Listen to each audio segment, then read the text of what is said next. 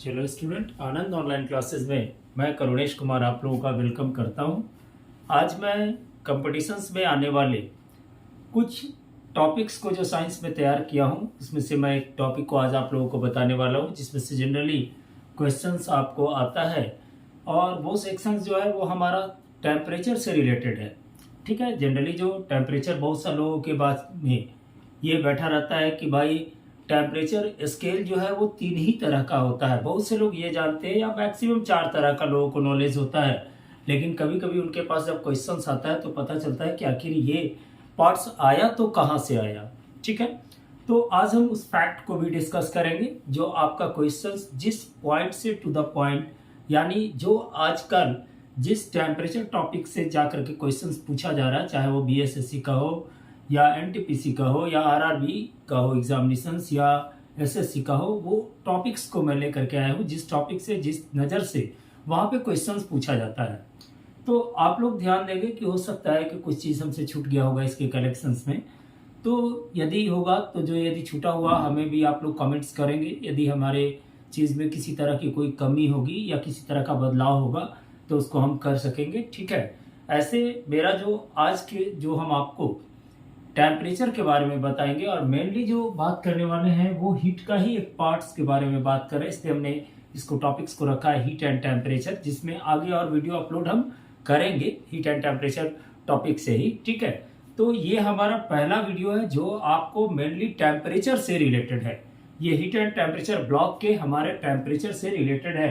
कि सबसे पहले आप एक बात देखिए कि टेम्परेचर को यदि ध्यान से फिजिकल मोमेंट में हम लोग देखते हैं तो टेम्परेचर क्या है। तो यदि जनरली कोई आदमी कहता है कि भाई टेम्परेचर सिर्फ हॉटनेस है तो वो बिल्कुल उसकी सबसे बड़ी मूर्खता होती है। एक बात हमेशा याद रखिएगा कि टेम्परेचर एक मेजरमेंट है जो किसी भी ऑब्जेक्ट के हॉटनेस को तो मेजर करता ही है, साथ में वो कूलनेस का भी मेजर करता है।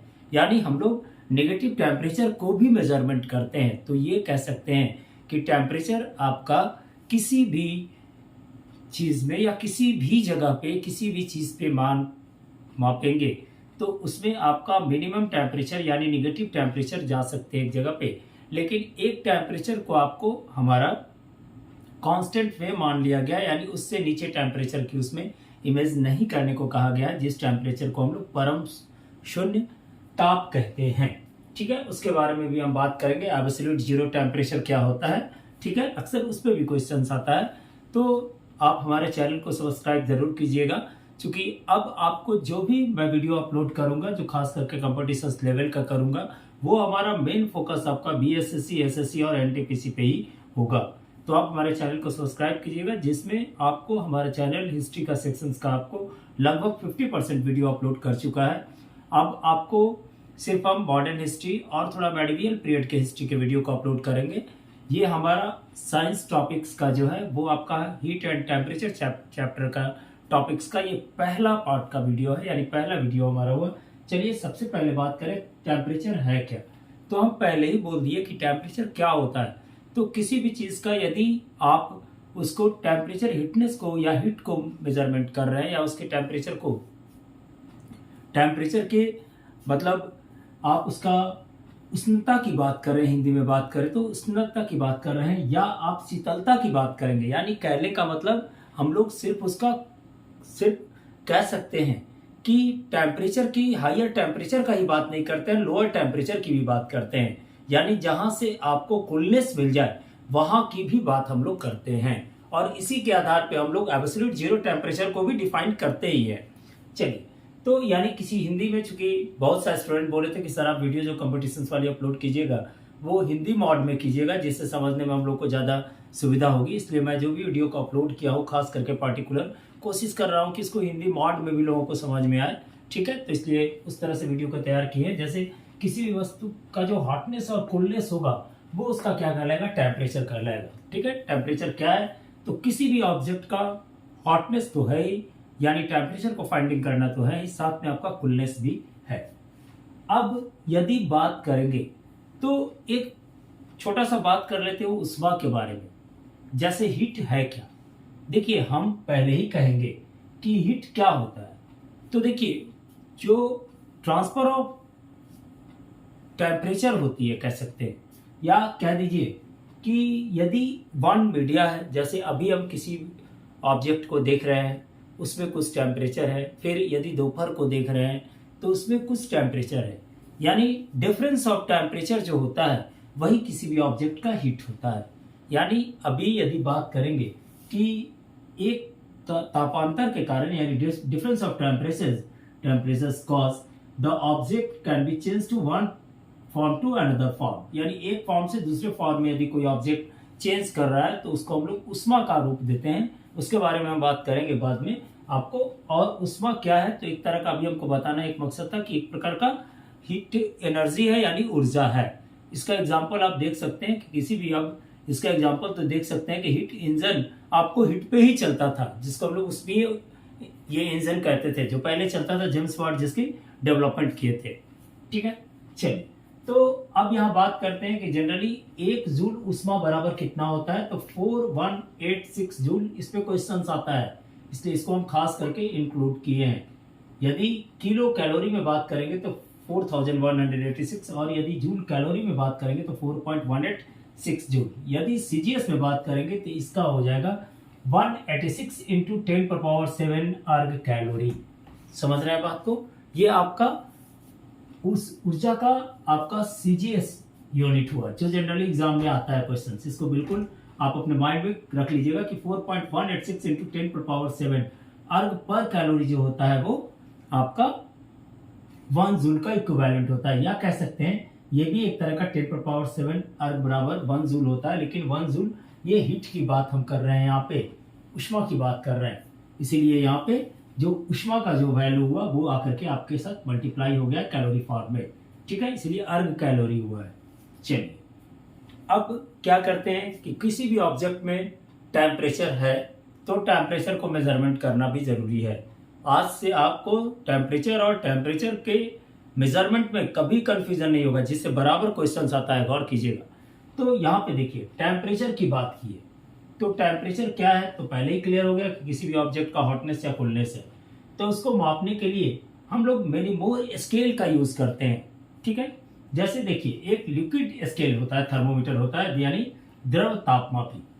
ये क्या होता है, तो देखिए नाम से ही पता चल रहा है कि इसमें लिक्विड होगा। तो लिक्विड क्या होता है, तो लिक्विड को हम ले सकते हैं कि भाई पहला तो अल्कोहल यूज किया जाता है या मरकरी यूज किया जाता है। अब ये आपका जो यूजेस दोनों फंक्शंस में आते हैं, दोनों फॉर्म में आपका मार्केट में अवेलेबल, मतलब अब तो कम होता है लेकिन लगभग करते ही हैं लोग। तो इसको हम लोग कह सकते हैं कि चूंकि ये एनिशियंट टाइम तो नहीं कहेंगे, थोड़ा सा 1900 ईस्वी के बाद से जब ये सब ज़्यादा टेम्परेचर के बारे में थोड़ी डेवलपमेंट हुई तो लोग इसके बारे में ज़्यादा जानने लगे, और उस समय के लमसम में आपका द्रव मापी का यूज हुआ, द्रव तापमापी का, जिसमें क्या किया गया कि मेन कंस्टिट्यूएंट एलिमेंट्स के रूप में आपको अल्कोहल या मरकरी का यूज किया गया।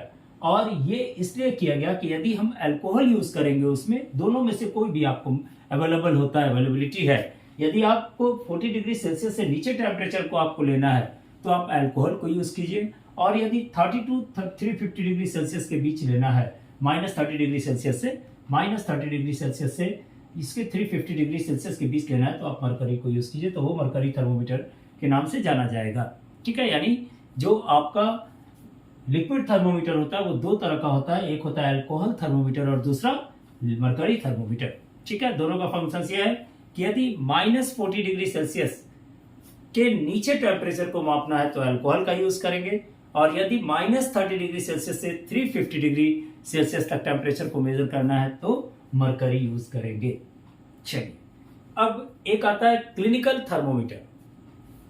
तो क्लिनिकल थर्मोमीटर क्या है भाई, तो जो आपका मेडिकल एरिया में यूज होता है उसको हम लोग कहते हैं क्लिनिकल थर्मोमीटर। एक बात देखिएगा, चूंकि इसका रेंज जो होता है हमारा बॉडी टेम्परेचर का ही मेजरमेंट ये करेगा क्लिनिकल थर्मोमीटर, तो हमारे बॉडी टेम्परेचर का रेंज बहुत कम होता है, ज़्यादा नहीं होता है। ठीक है, इसीलिए हम लोग, क्योंकि हमारा बॉडी टेम्परेचर का रेंज जो होता है maximum minimum 95 to 110 degree Celsius Fahrenheit के बीच होता है, सॉरी, यानी 35 डिग्री सेल्सियस से 40 डिग्री सेल्सियस के बीच होता है, तो रेंज इसकी काफ़ी कम होती है। जिसके कारण एक स्पेशल टाइप के स्केल का यूज करते हैं, जिसको हम लोग कहते हैं कि वो कौन सा स्केल है, तो फ़ारेनहाइट स्केल है। ठीक है, तो वो फ़ारेनहाइट स्केल यूज किया जाता है। तो वो फ़ारेनहाइट स्केल क्या होगा, तो देखिए फ़ारेनहाइट स्केल में क्या यूज करते हैं, तो फ़ारेनहाइट को मतलब फ़ारेनहाइट स्केल में जो यूज किया जाता है वो फ़ारेनहाइट एलिमेंट्स एक तरह का होता है, उसका यूज करते हैं।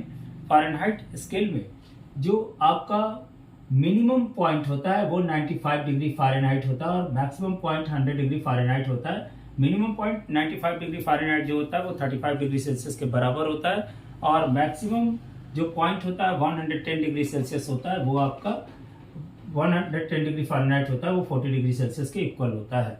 तो ये अभी तक हम आपको क्या बताए, दो तरह का टेम्परेचर बताए, लिक्विड टेम्परेचर और आपका क्लिनिकल थर्मोमीटर, जिसमें हम लोग फ़ारेनहाइट स्केल का यूज करते हैं, जिसका minimum point 95 degree Fahrenheit that is 35 degree Celsius होता है और 110 degree Fahrenheit that is the 40 degree Celsius होता है।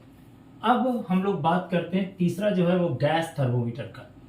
गैस थर्मोमीटर क्या होता है, तो इसमें गैस का यूज करते हैं और गैस के प्रिंसिपल पे ही वर्क करता है और इसमें जो यूज की जाती है वो हाइड्रोजन गैस यूज किया जाता है। कब हाइड्रोजन गैस, देखिए दो तरह का गैस इसमें यूज होता है, यानी दो तरह का ये भी थर्मोमीटर बनेगा।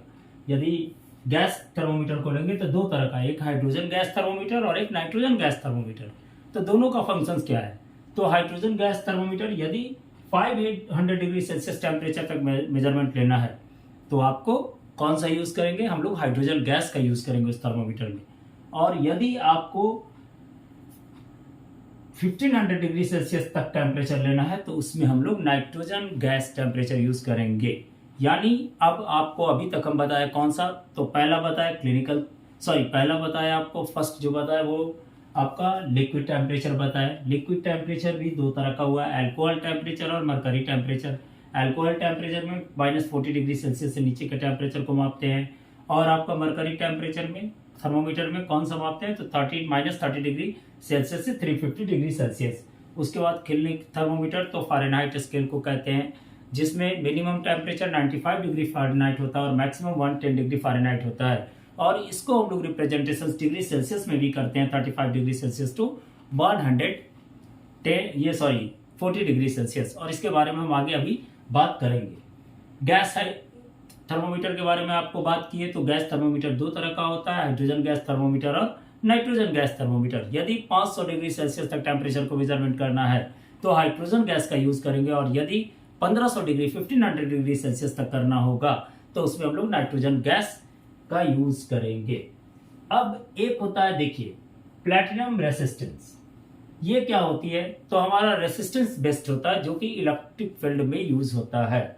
ये टेम्परेचर 200 डिग्री सेल्सियस से 1200 डिग्री सेल्सियस तक का मेजरमेंट करता है। जो आपका जनरली जो होता है हीटिंग इक्विपमेंट होता है उसके टेम्परेचर को मेजर करना रहता है, तो उसको हम लोग प्लैटिनम रेसिस्टेंस थर्मोमीटर का यूज करके उसको मेजरमेंट करते हैं।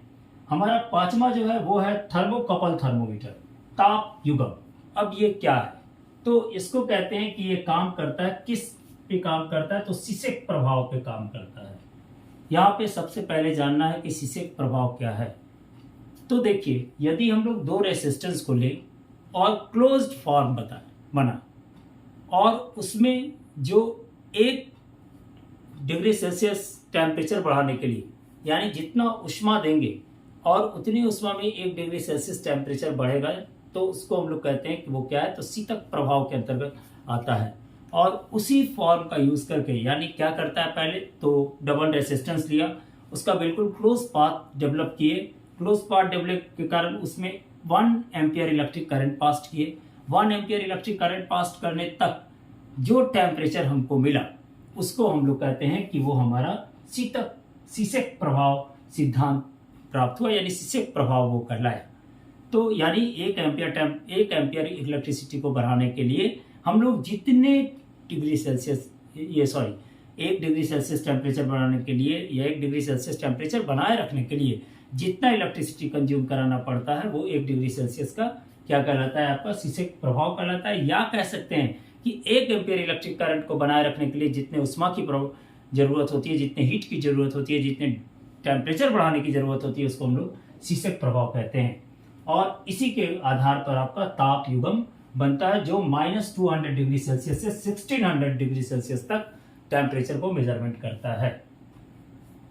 अब एक बात करें कि देखिए, जैसे एक बात होती है, हम लोग जो अब बात करेंगे वो टेम्परेचर का मिनिमम टेम्परेचर और मैक्सिमम टेम्परेचर पे बात होगी। मिनिमम टेम्परेचर क्या है, तो which temperature any water can be freezes या any substance can be freezes is said to be a minimum temperature. यहाँ पे हम लोग वाटर को लेंगे, ठीक है, वाटर को लेते हैं मिनिमम टेम्परेचर, और मैक्सिमम टेम्परेचर भी वाटर को लेते हैं, जिसको हम लोग कहते हैं वेपराइजेशन पॉइंट तक पहुंचना। समझ रहे हैं? जिस टेम्परेचर पे कोई भी बॉयल होने लगता है तो उसको हम लोग बॉइलिंग पॉइंट कहते हैं। जिस पे कोई भी फ्रीजिंग करता है तो वो फ्रीजिंग पॉइंट कहलाता है। जिस पे कोई भी वेपराइजिंग करना शुरू करता है तो वो वेपराइजिंग पॉइंट कहलाता है। यानी जो टेम्परेचर का मॉड, जिस टेम्परेचर पे कोई फंक्शन फिजिकल हो रहा है, वो उसकी टेम्परेचर यूनिक टेम्परेचर बन जाती है। एक बात याद रखिएगा, जैसे वाटर 100 डिग्री सेल्सियस पे इवापोरेट्स हो रहा है, यानी बॉयल्स होना शुरू हो गया, तो बॉयल के बाद ही इवापोरेशन का प्रोसेस होता है। तो बॉयल्स होना शुरू हो गया तो 100 डिग्री सेल्सियस उसकी क्या हो गई, बॉइलिंग पॉइंट हो गया, और 0 डिग्री सेल्सियस पे चूंकि वो फ्रीज करता है तो उसकी फ्रीजिंग पॉइंट हो गई। यानी यहाँ पे जो स्केलिंग किया गया है, जो 3 तरह का स्केल हम आपको बताएंगे, सेल्सियस, फारेनहाइट और केल्विन स्केल, वो मिनिमम और मैक्सिमम रेंज के आधार पे फिक्स्ड है। इसीलिए इसको हम लोग अलग कैटेगरी में रखकर पढ़ते हैं। जैसे सेल्सियस स्केल के बारे में पढ़ेंगे तो इसका मिनिमम पॉइंट 0 डिग्री सेल्सियस और मैक्सिमम पॉइंट 100 डिग्री सेल्सियस होता है, जो 100 पार्ट में बटा रहता है, जिसको हम लोग इंडस्ट्रियल एरिया में भी यूज करते हैं। जनरली हम लोग अपना जनरल लाइफ में भी इसको बहुत सा आपका डिग्री सेल्सियस का यूज करते हैं। ठीक है, हमारे यहाँ जो ये इन्वायरमेंट की टेम्परेचर बताते हैं वो भी आपको डिग्री सेल्सियस के थ्रू ही बताते हैं। तो कहने का मतलब पहला जो बात हुआ वो सेल्सियस स्केल हुआ, जिसका मिनिमम पॉइंट 0 डिग्री सेल्सियस और मैक्सिमम पॉइंट 100 डिग्री सेल्सियस हुआ।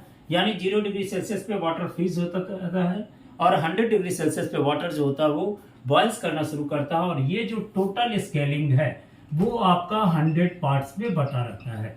चलिए, एक होता है फारेनहाइट स्केल, जिसका मिनिमम पॉइंट 32 डिग्री फारेनहाइट और 212 डिग्री फारेनहाइट होता है, जो 180 पार्ट्स में बटा रहता है। 212 से माइनस कीजिए 32, 180 पार्ट्स में यूज किया जाता है, और इसी स्केल का यूज हम लोग क्लिनिकल थर्मोमीटर में करते हैं। ठीक है, चलिए, एक होता है, देखिए, र्यूमर स्केल है। ये कोई खास नहीं है, जिसका वैल्यू आपको आप एक पढ़ाएंगे हम जब आपका गैस की एक स्पेसिफिक हिट बताने में आपको, तो उसमें हम बात करेंगे आर का, र्यूमर का। ठीक है, तो र्यूमर स्केल क्या होता है, तो ये भी र्यूमर स्केल जो होता है वो 0 डिग्री आर से 80 डिग्री आर तक होता है, और इसका जो 80 पार्ट्स में बटा होता है। ये भी जनरली क्वेश्चन इससे आता है कि इसकी र्यूमर जो स्केल होगा, र्यूमर साहब का बनाया होगा, वो स्केल का मिनिमम और मैक्सिमम पॉइंट कितने है या कितने सेक्टर में बटा रहता है। एक और आया, लास्ट वाली है केल्विन स्केल, जो 273 केल्विन से 373 केल्विन के बीच में 100 पार्ट्स में बटा रहता है। ये क्वेश्चंस आपको जो हम तैयार किए हैं, थोड़ा सा वीडियो को एक ध्यान से देख लीजिएगा, कुछ कोई खास नहीं है, सिर्फ ध्यान से भी मिनिमम और मैक्सिमम पॉइंट को ऑब्जर्व कीजिएगा, उसके सेक्टर पॉइंट को ऑब्जर्व कीजिएगा, तो आपका क्लियर कॉन्सेप्ट हो जाएगा। ठीक है, और इसमें जो रिलेशंस होता है, इस रिलेशंस को याद रखिएगा, C/100, F-32/100, R-0/80, K-273/100।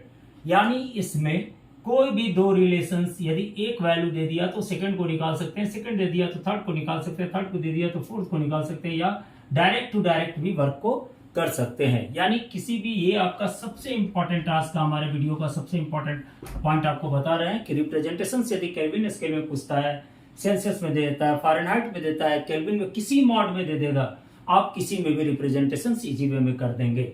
ये वाली फॉर्म याद रखेंगे बिल्कुल।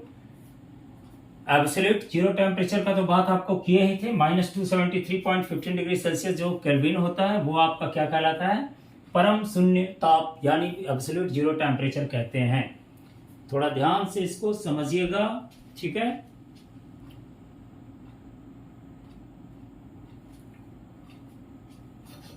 चलिए, अब देखिए विशिष्ट ऊष्मा क्या होती है। तो 1 ग्राम यदि कोई फिल्स हो, ठीक है, और उसको जलाने के लिए, टेम्परेचर को चेंज करने के लिए जितना हीट दिया जाएगा, टेम्परेचर को 1 ग्राम फ्यूल्स को जितने टेम्परेचर तक करने के लिए जितना हीट दिया जाएगा वो आपका स्पेसिफिक हीट कहलाएगा।